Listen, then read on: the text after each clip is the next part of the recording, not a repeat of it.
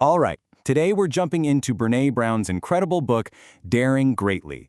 And this isn't just another self-help book. It's a powerful guide that pretty much flips our whole understanding of strength on its head.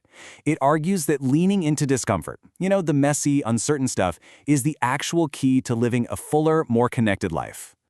So this is the core idea, and let's be honest, it feels completely backward, right? We're taught to be strong, to have it all together, to never let them see you sweat. But what if our greatest strength, what if it comes from the very place we're taught to hide? That's exactly what we're going to dig into. Okay, so first things first. To get this, we have to understand the world we're all swimming in. Brown argues that our culture, our society, is pretty much defined by one core nagging feeling.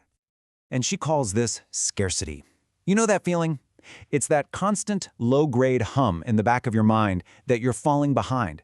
Not smart enough, not rich enough, not skinny enough, not even safe enough. It's kind of the background noise of modern life. It's a really simple way to put it, and man, does it hit home. It's like the finish line is always moving, right? And it just leaves us feeling perpetually exhausted and like we're just not quite measuring up. So what happens when we live like this? Well, we end up constantly looking over our shoulder, comparing our real lives to everyone else's highlight reels, especially online. And this just fuels this nasty cycle of shame and inadequacy, which ultimately just keeps us feeling small and disconnected from each other. So how do we get out of this trap? Well, we have to start by confronting a huge misunderstanding we have about a core human emotion. And this is where most of us, myself included, get it totally wrong. This is the big lie we're all fed. It's just drummed into us from the time we're kids. To be vulnerable is to be weak. Showing emotion means you're losing control. Put on a brave face, right? But here's the thing. That's a total myth. In fact, believing this lie is the very thing that holds us back. The thing that stops us from finding real connection and true courage. And this is where we have to totally flip the script. Vulnerability isn't about being weak. It's about being brave. I mean, think about it for a second. Asking for help when you need it, starting a new business, telling someone you love them first. All of those things take immense courage, and it's because you have zero control over how it's going to turn out. That is vulnerability. Now, because being vulnerable feels so, uncomfortable and risky, we've come up with some pretty clever ways to protect ourselves from it. We build up these walls, what Brown calls our emotional armor. And that's the big question, isn't it? If showing up and being real is so scary, what are the shields we all grab to avoid it? Let's take a look at 3 of the most common ones. And man, these are probably going to sound familiar. First up, foreboding joy. You ever have that? You're in a perfectly happy moment, but instead of enjoying it, you're just waiting for the other shoe to drop because feeling that much joy feels too risky. Then you've got perfectionism, the belief that if I just do everything perfectly, say everything perfectly, look perfect, then I can avoid being blamed or judged. And finally, numbing, using things like endless social media scrolling or booze or just overworking to avoid feeling the hard stuff, which of course also numbs all the good stuff too.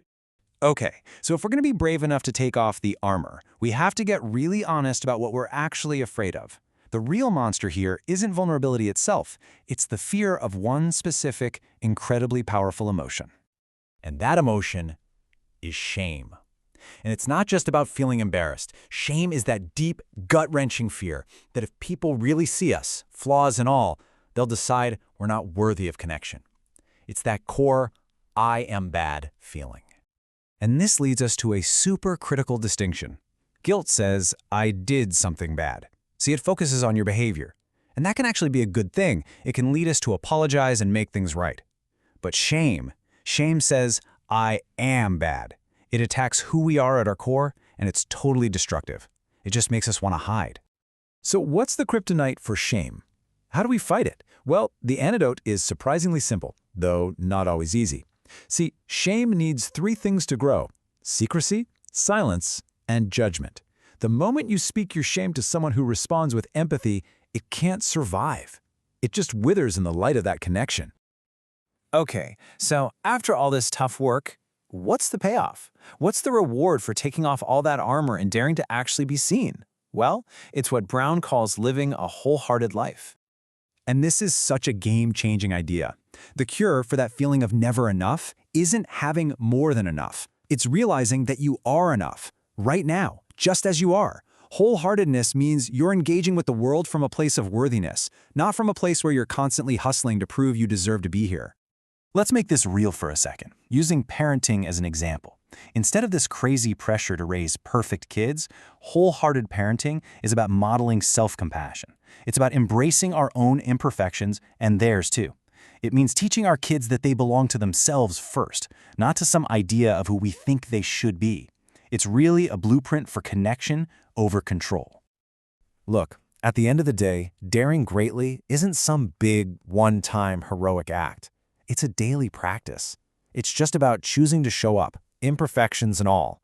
So, I'll leave you with this question to think about. What's one small, courageous step you could take this week to dare greatly?